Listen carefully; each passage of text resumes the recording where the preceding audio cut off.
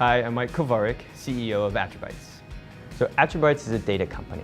We help food service distributors like Shamrock Foods clean and enhance critical product information like nutritionals, allergens, ingredients to ensure that their salespeople and their customers have an excellent online buying experience.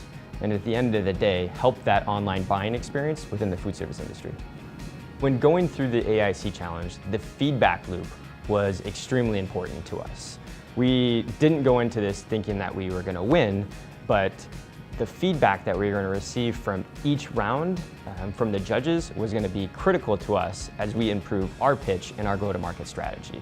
We really wanted to take that feedback to make sure that we told a great story and make sure that we had a concise message of who our company was.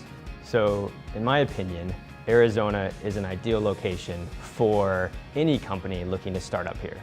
The coaching and the mentoring, the different collaboration companies that are out there to support you, and the advice that we've been able to utilize while growing our business has been tremendous and has really helped the success of our company.